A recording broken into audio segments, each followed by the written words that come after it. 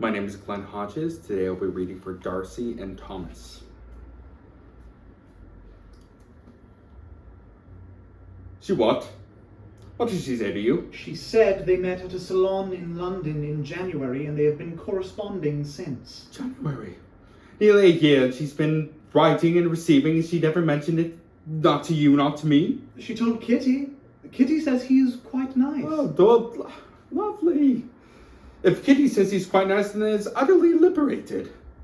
This is why I resisted her playing at salons. Oh, but they're so popular in London. So many artists and writers and intellectuals. It sounds perfectly divine. It sounds improper for a young lady to play in public unaccompanied. Oh, I'm sure there was a violinist. I'm sorry. So sorry. Lizzie, my God! This is the reputation of my one and only sister whose life and mine is secure and protect. And hers to live. I understand why she did not want to tell you, though I am disappointed that she did not tell me. I do not know if you are aware, darling, but you can be difficult to speak to. I have no idea what you mean. You can be a dreadful and stubborn goose. You judge prematurely and decline to change your opinion, and you guard your sister to a fault. Oh, I have many extraordinary reasons to guard her. They have been corresponding about music. There is nothing objectionable in that. Well, I object to the fact that she is concealed from me. That this has happened once before with Wickham, and without my involvement, he would have ruined her. Instead, he lured away Lydia and ruined her. Which is why I put the man in his place. With your fist, and bravo. Thank you. I was very satisfied. What happened to Georgiana was Wickham's moral failure, not hers. She was so young when he convinced her to elope. She is certainly more self-aware now than she was at 15. Allow her to show us who she is, not forever hold her to her past. I've for so long been the only one protecting her. Since our parents passed, I've been more father than brother to her. Wickham's plot exposed my failings as both. I will welcome Mr. Gray, into our home. But not without inquiry. I do not trust him. You do not know him. Precisely. He is not Wickham, dear. Good. If he has nothing to conceal, he will not object to interrogation. You will lose her. You will lose her if you cage her. If you deny her choice in love and life, she will turn from you. Your expectations of perfection and hasty judgment almost lost us our life together. Do not let the same prejudices drive your only sister from you. What if this man exposes her to disappointment and heartbreak? That is what it is to be alive. You cannot protect her from living. Perhaps you are right. Perhaps I am. Now, may we resume some semblance of Christmas festivities, or would you prefer to grumble in the corner? I'll thank you to mock me when it comes to my sister. I love you, darling, but if we cannot mock one another now and then, it will be a long life indeed.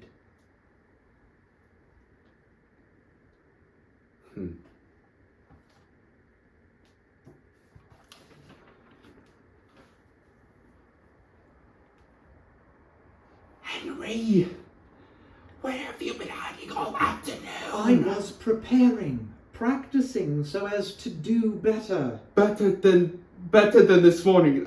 Not possible. I have never in the entirety of my life seen anyone so completely steady and calm as you were, friend. I know it was a miserable display. That is why I was practicing. I do not understand the entire journey. You've been unable to cease talking about Miss Darcy, and then we arrive, and I proceed to become a very convincing figure of a statue. Yes, more of a rabbit than on the lawn, I think. A rabbit? Silent and fidgety. Enough! And this is my first acquaintance with her family. I shall never recover. Oh, the lady will forgive you. Her brother, it seems, will not be so easily won over. I must find a way. Tell me you adore her and tell him you adore her and will stop at nothing to care for her. That is all that older brothers long to hear. And that is all I long to say. I do adore her. The way she contemplates the world, the way she dreams in music, her passion, her talent, my God, when she plays. And when she writes, to me, I hear in her words, peace, like I've never known. Which is why I must know if she feels the same.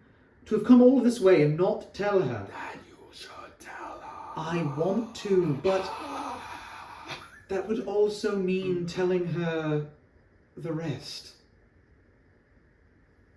The rest of what? I have not been entirely forthcoming. Then, by all means, come forth. My brother's mismanagement of our family's estate is far worse than I knew of. He has lost everything. No. Yes. This letter details the extent of it, and was all confirmed when I spoke with my father. The estate will be sold, my family name will be as good as dust. I must leave Oxford. No. If you are unable to complete your studies, I feel what will happen to me. You're the only reason I understand half of what I'm meant to. It would seem your brother has ensured the failure of us both. But Henry, what will you do? I shall go to London, and I shall work and begin a life very much unlike the one I had planned.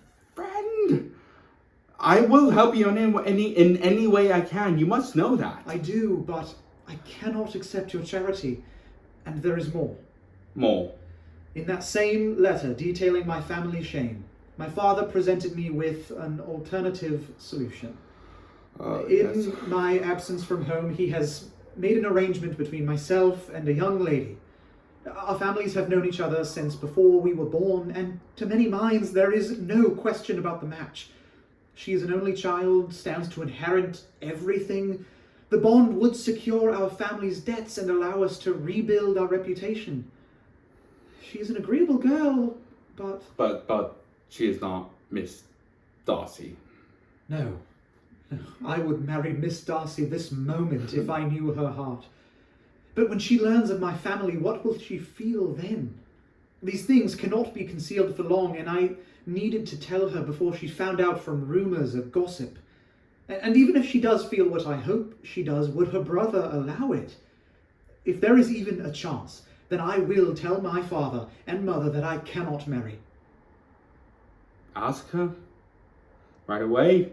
Tell her everything. Most importantly, tell her what is in your heart, your desire in her hand. Ask for her hand now? My friend, you have been corresponding with Miss Darcy for nearly a year. Why not ask her to marry? You love her.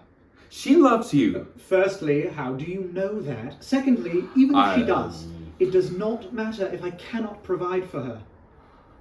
She is wealthier than anyone you know. That is not why I seek her favour, and I do not want either her or Mr. Darcy thinking so.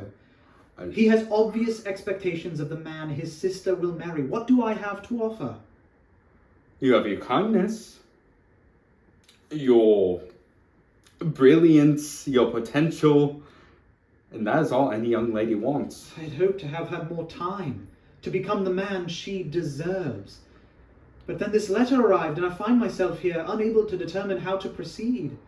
I fear now I have drawn you into this as well. You may draw me into anything, friend.